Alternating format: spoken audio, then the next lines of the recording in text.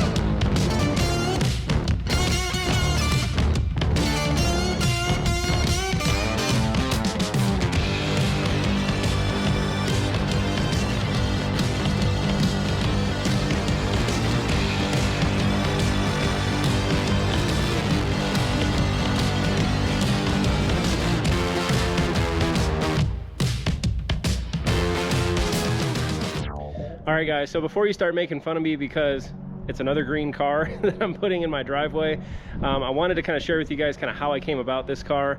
So my good friend Jeremy McDonald from Shade Tree Vintage Auto and DD Auto and Salvage out of Logan, Utah, reached out. They just put a deal together for like a dozen cars or so. They went and picked them up, and I immediately saw the Satellite, the green Satellite, right? But I love the Ratty look, love the patina on this thing, and it's a extremely solid car. It's actually originally a California car. It's even got California plates on it with tags that show that this car at least was registered as recent as September of 2022. So it hasn't been off the road for that long.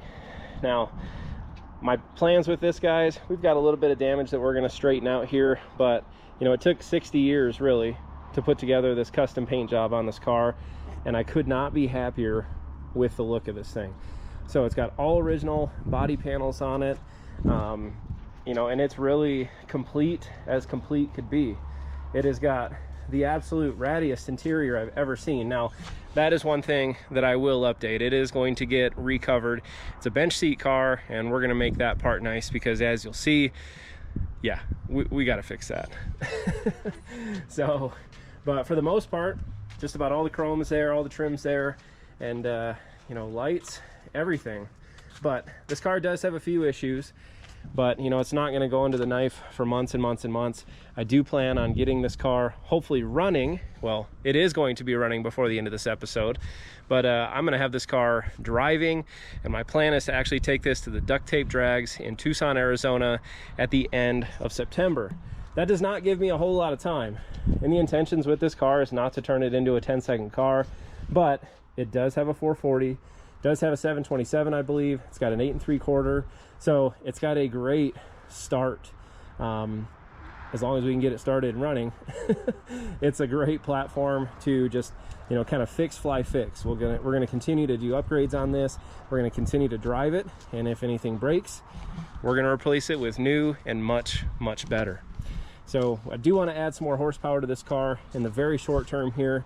So let's go ahead, let's pop open this hood and I'll kind of show you what we're dealing with here. Ooh. Tricky with one hand. Okay, so here's what we're looking at, okay?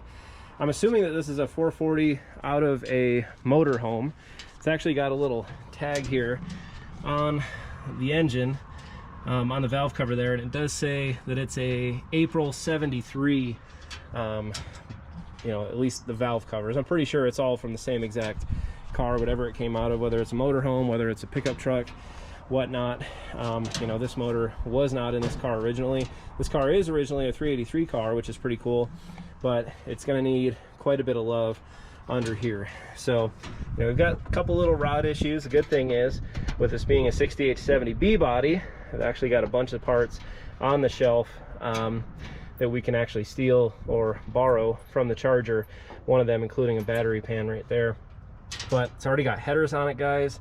That disgusting old carburetor's coming off probably in this video, but yeah, it's also got one hell of a hacked wiring job underneath here. So at some point somebody did put in an electronic ignition into this car, but it looks like they used bubble gum and quite a bit of electrical tape to kind of put this together, and it looks like they did not finish actually putting it together. So, but you know, again, if this car was running as recent as last year, I'm hoping that we can slap a battery in it, throw some starting fluid in it, and maybe get it to touch off. But we'll do the plugs, we'll do the fuel filter, kind of clean a few things up before we try to get it started here in just a minute. But yeah, can't wait to actually get this thing going. Does have the original fender tag on it. Let me show you guys this awesome interior. So doors open and shut good. Pretty thrilled about that. Probably needs a hinge rebuild in it, but nothing anytime soon. But it looks like these seat covers come from the 7-Eleven about 25-30 years ago, and this is over the top of duct tape, and I don't know how these things are still on there. They're really gross. They don't smell very pleasant whatsoever, and thankfully my man T-Bone here, super dedicated. The moment we got it home yesterday, he's in here with the vacuum just going to town on this thing, so it does look a lot better than what it did originally. But now that it's cleaned up and we can kind of see everything in here, again, the wiring concerns that I have, I mean, look at this. This is literally wrapped around thing. So we've got some fire hazards in here that we're going to have to deal with. We've also got a custom floor mounted shifter here that you can shift it with your right foot. So that's going to need addressing. But man, it's got a pretty killer headliner in it though. Complete dash is in here. So all the seat belts are in it, and honestly, I've never had a bench seat car, so I'm pretty stoked I can actually load, well, once we get it going and it's safe, can get the kids in here and all of us can cruise down, get some ice cream, pick them up from school, what have you. But it's got the back seats. I do have the door cards for the back as well. But you know, guys, again, this is not about making this a numbers restoration, making it pristine. I've already got cars that I'm doing that to, and they are six-figure builds each. Okay, I'll just tell you that this is not going to be that. This car is not worth nearly that, but you know, in good times and fun, I think this car is going to be worth a lot and make some awesome memories with the kiddos. I do want to show you guys real quick, it did come with the custom trunk key, which is a Milwaukee flathead screwdriver special here. Quick little story, when we went and picked this thing up, I actually had to crawl like above the V-brace in the back because the key was lost, and so thankfully I was able to get out through the trunk. But yeah, we're gonna need to put a key in here eventually. But this is probably the biggest area of concern on the entire car. Looks like somebody stripped grates off of that pig roaster or something here, and yeah, it's just got like corrugated metal floors and some hardware. Played a game of Plinko, and we probably lost a bit of hardware on the highway. I'll just say that. So the good thing is Jeremy hooked me up with a it's actually a two-piece trunk pan. It's not an AMD pan, but again, I'm not looking to make this car you know, clean one owner per se or an immaculate restoration. So we'll put it in here in the two pieces. We're not taking the quarters off, nothing crazy like that. So, and I think this is going to be an issue, especially because the exhaust dumps straight in front of the rear axle there, and we're probably going to start getting some exhaust fumes in here. So I will probably have to address this sooner than later, especially if it starts choking me out when I'm driving. But kind of the real rot, in addition to the trunk pan, we've got some stuff here along this bottom window channel, and it looks like somebody made an attempt to like throw some sealant on top of that. But you know, like all these cars, kind of the rust will tell you a story, right? So most likely in this car, I was obviously seeing a lot of winters, seen a lot of rain, it's seen a lot of weather, and you know, that rain ends up working its way down the channel through this part right here, and I'll bet you it found its home right there in that trunk pan and rotted it completely out. But when you look at the bottom of here, we've got some issues down here. We can address that, not too big of a deal, but you know, the rest of this is really solid. The rockers are super solid on this thing. The frame rails are extremely solid, but man, it's in super good shape. So, and I just love the look of these. Big fan of the Roadrunner Satellite, you know, platform, and I think it just looks absolutely killer. I love the wheels on here too. One of the big mechanical issues that we're gonna have to also sort out is that this car does not have a front drum on the driver's side. So again, if it breaks, we're making it better. We're gonna do a full disc brake conversion on this car, and you guys will see that in a very soon to be upcoming episode, because again, I want to get this thing driving so we can actually start having fun with it. But pretty sweet ride. What do you think, T-Bone? Good. He's pretty stoked with it. Harpy, very excited. Very dirty. She's been out here with us today too, and yeah, pretty cool car. It's gonna be a whole lot of fun. So that said, if you guys are gonna be in Tucson for the duct tape drags, or if you're thinking about going, have a chance, hopefully you see this car out there and see us out there. I'm gonna bring the whole crew with us, and hopefully have a really good time, meet a lot of cool people, and yeah, maybe get some ideas for different things that we can do to this car. So, well, with that, we got to make a quick trip to AutoZone. We're going to grab a battery, going to grab some plugs, going to grab fuel filter, going to grab a couple different things that we need, and we'll get it hooked up to this car, and let's try to get this thing started.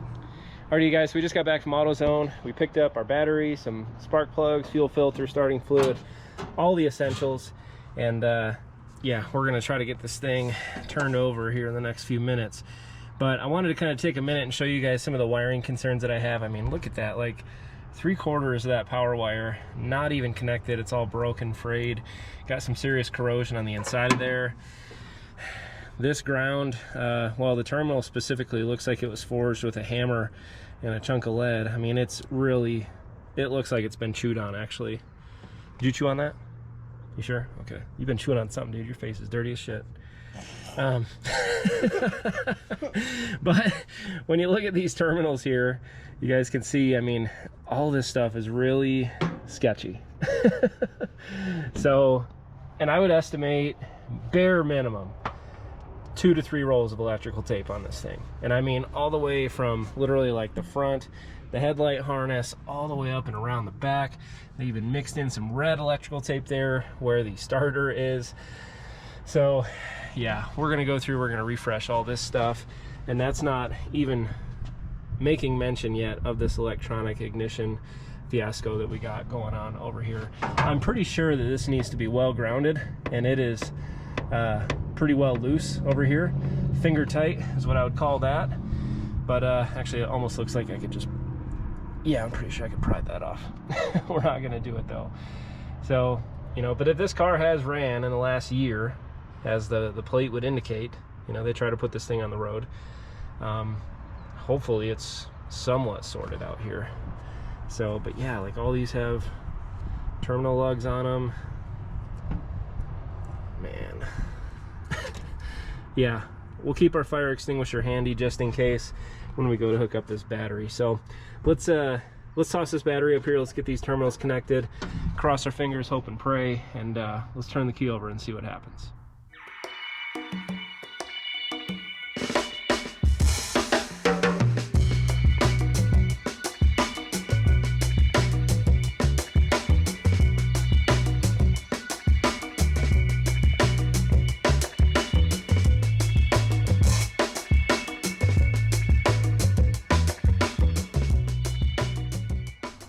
We should probably check the oil real quick too before we try to turn it over.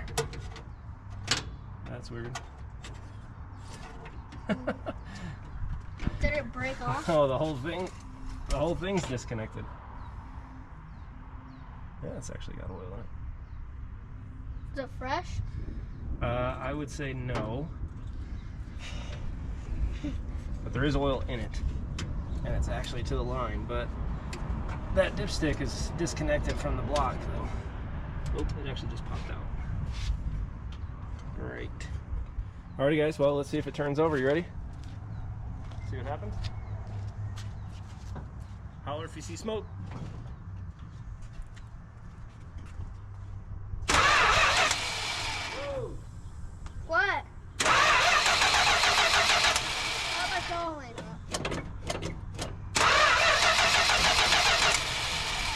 Holy shit. Dude, this thing's gonna run like right now.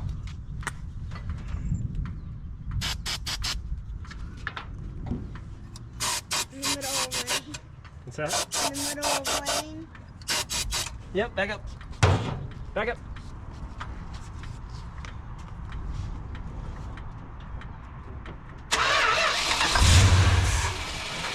Smoke. Dude. I saw some smoke. What? I saw some smoke. Did you? It smelled like fire. Smoke was coming down from down there. That's okay. Let's try it again. Okay, now I should really start.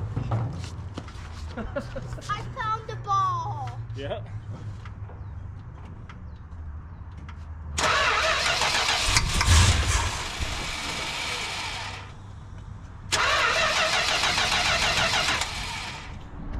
All right, dude, try it again. Turn the key all the way to the right.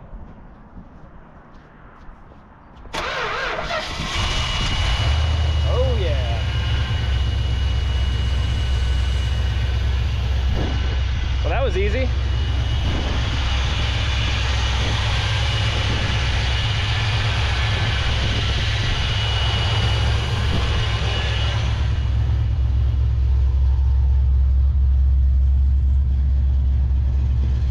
Dang, and it sounds pretty good. Oh, did we run out of gas?